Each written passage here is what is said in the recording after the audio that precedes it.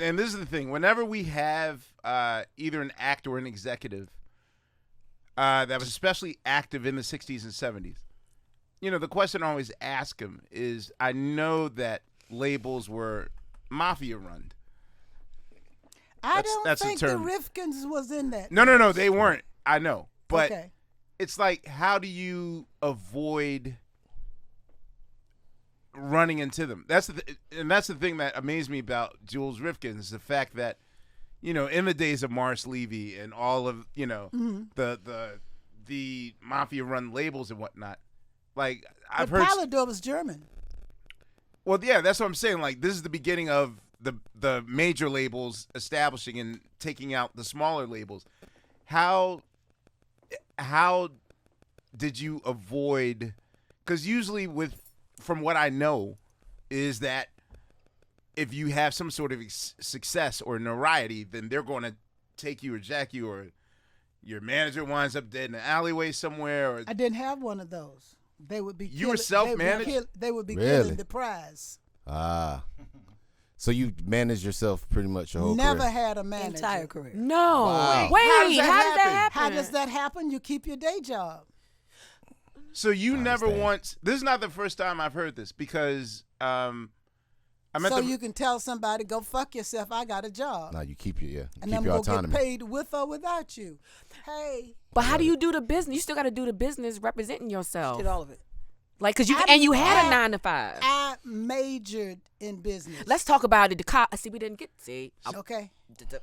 I need to know. I majored in This business. is interesting to me, because I'm just finding out Makes so much sense. that Bill Withers didn't even feel safe in leaving his airport job until Justments came out. Wow. So that means Still Bill, Just As I Am, Wow. and Carnegie Hall. He was still working. He was still had he his was in day job. baggage. He was an airplane installed tech or something. toilets in Okay. the airplane. Okay. Wow. So Yeah, there's No, like no. a picture of him with his toolbox. So the cover of the first cover, album. the that's cover of the him. last thing. He's actually on his lunch break with his actual. Yeah.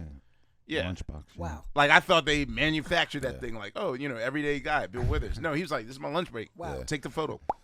So for you, working, that was the way of keeping your autonomy. That was the way of owning yourself. Yes, I worked down in the garment district, and I got all of my uniforms for 20% off of the regular price. No, we don't deal with that. Wholesale price. Wholesale. Oh, you got 20% off of wholesale. Wholesale. Ooh, man. I mean, nothing. This is Millie. So that's where all your stage clothes came from. Yes. So you never said what I you was going to did. say, that explains it. So wait, you never said what your job was in the garment district. What was the gig? I was the assistant supervisor of shipping for, what's the name Kimberly? of it? Kimberly Knitwear. Shipping, eh? Yes. Some power in that. Wait, are you about to go get a job right now in the garment district? You gotta find No. a shipper. I'm just thinking about how she used that power. There's Like, no shame in that.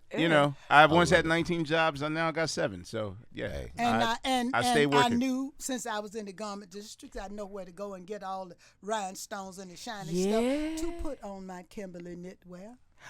Ooh, and they liked that you wore they shit too. No, they did not like they that. kept, They didn't know anything about any of that. Oh. The point is, when I hit the stage, I looked like I was one of them people that was making a whole lot of money Yeah. Perception. because I had my 20% off wholesale. 20% off wholesale. Y'all don't understand. And lots Wholesale. of lots of rhinestones and beads that I sold on myself.